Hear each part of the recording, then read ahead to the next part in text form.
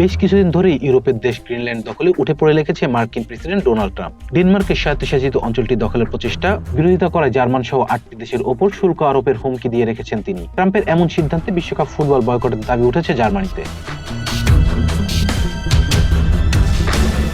যুক্তরাষ্ট্রের গ্রিনল্যান্ড দখলের পরিকল্পনা বিরোধিতা করেছে ডেনমার্ক, জার্মান সহ ইউরোপের 8টি দেশ।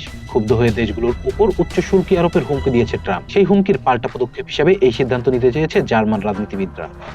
তবে জার্মান সরকার অবশ্য স্পষ্ট করে বলেছেন এই সিদ্ধান্ত নেওয়ার অধিকার রাজনৈতিকদের নেই, বরং সেটা জার্মান ফুটবল ফেডারেশনের এবং ফিফার। অর্থাৎ রাজনৈতিক চাপ থাকলেও শেষ পর্যন্ত ক্রীড়া সংস্থাগুলোর সিদ্ধান্তের দিকেই তাকিয়ে থাকবে জার্মান সরকার। এদিকে জার্মান চ্যান্সেলর প্রফেসর সংসদ সদস্য বলেছেন, যদি ট্রাম্প হুমকি বাস্তবায়ন করেন ও ইউরোপের সঙ্গে বাণিজ্য যুদ্ধ শুরু করেন তাহলে ইউরোপের দেশগুলো বিশ্বকাপে অংশ নেওয়া কঠিন হয়ে পড়বে। সাম্প্রতিক এক জনমত জরিপে দেখা গেছে জার্মান 47% নাগরিক 2026 বিশ্বকাপ বর্জনের পক্ষে মত দিয়েছেন।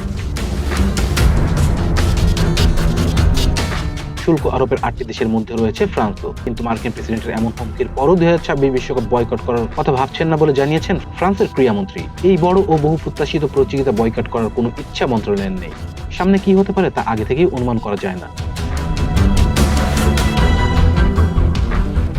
2026 সালে বিশ্বকাপ যৌথভাবে যুক্তরাষ্ট্র, কানাডা ও মেক্সিকোতে অনুষ্ঠিত হওয়ার কথা থাকলেও ম্যাচের বড় অংশ আয়োজন করবে যুক্তরাষ্ট্র। ইসলাম Sports.